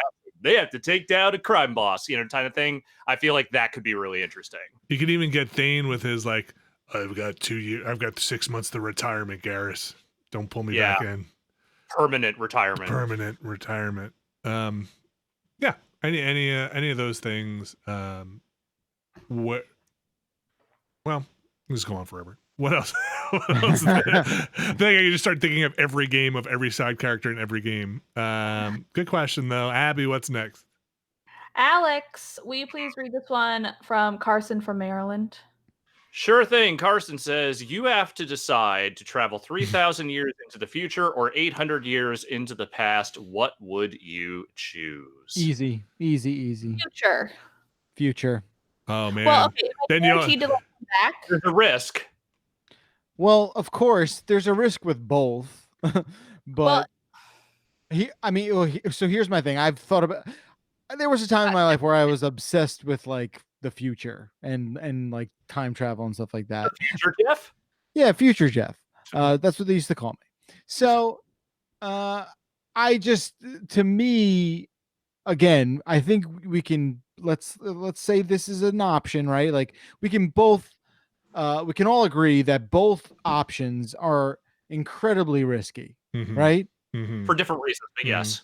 Right, for different reasons, but like going back 800 years, who know, like who you're a witch or you're like a wizard, we have to kill you. Go forward 3,000 years, maybe there's not even anything to go forward to. Maybe it is whatever, oxygen isn't a thing anymore. Who knows what it is? Neptune by that point. You don't fucking know. But there is something that I'm so profoundly drawn to about like where humanity and evolution is going. And maybe 3,000 years wouldn't even be that insane of a difference. I think it would be. But yeah, like, oh my gosh, just to get a glimpse of our little slice of what the hell Earth will be like in 3,000 years to me is like so incredibly exciting. I would not even care that I would most likely, perish in doing so. That's worth the flesh melting off my body to see that for a second. There's for sure. Yeah, okay. So I would say a week and a half ago, it'd be immediate 3,000 years in the future. And then I'm reading that book, Gone World. And now that changes my entire mind just because of what's in that book. But I think there's a couple of things that I would definitely want to clarify. Is it a glimpse of the future, or do you live a glimpse of that time, or do you live in that time, or are you observing and then you come back? Because I feel like going into the future and it's bleak. It's like, say you get there and it is just a terrible fate for humanity. Is it a set in stone thing? Is it a set in stone thing where you come back and you're like, oh my gosh, what are we even doing? Like, we should do you turn into a supervillain at that point because you're like Thanos yourself and you're just like, where it's, you know what? This is the only way to prevent this is to, do something wild here. I don't think the rules are that you get to come back. To me, it's just like one-way trip. Right, because if you come back, and if time is an ongoing linear sort of thing, like it just wouldn't really play with those rules. Like you come back and just be like, we can't chew gum anymore. We have to stop chewing gum. Don't ask why. Just stop chewing. Turns out they were right. When you swallow gum, it stays there forever. So I don't know. Yeah, I think 800 years in the past is maybe a little boring, just in terms of. I think if you were to tell me like, if you said like, oh, go to 3, like this question might have to be extrapolated out. I'm sorry, Carson, for co-opting your question, but it might have to be like end of the universe or beginning of the universe. Like what would you rather see there, right? Would you rather see like? Oh, that's different. Whoa, yeah. So I have a feeling what you see at the beginning of the universe will not really register before you die immediately. Well, it's probably the same thing at the end, right? Like, would you rather see the like first hour of the universe or the last hour of the universe? Come on. That's a cool question, right? It's a cool question, but like there's something a lot cooler about like maybe perhaps being able to observe society in 3,000 years, being like, oh wow, we fucking figured it out. All right, nice. Well, I don't think that'll happen, but I do think what'll happen in 3,000 years is you'll go forward, and then people will be like, oh my god, we've suddenly discovered an ancient being. Let's learn their language. Let's study them. You would become like a studied thing. Which it would probably be terrible, but maybe it would make you like super famous in the future. You'd be like a if that's what you're looking for. Or what? I'm not looking for that. Like what if you go 3,000 years in the future and you live there and like aliens have taken over and we're basically cattle being farmed for food and you're like, oh well, I really messed up here. Are you just like that's a terrible risk? The whole thing is like I'm going to the future for knowledge, right? For the past, I can fucking read a fucking book. Yes, exactly. Right? I mean, yes, right. You're not, like I said, I think 800 years in the past is maybe like right. I'll go watch some documentaries. I know you weren't getting at this, Vinny, but like that whole aliens coming to Earth and like somehow enslaving us, or like, the whole trope of like, like War of the Worlds, where they're like, oh, the aliens, they just wanted all the dirt here.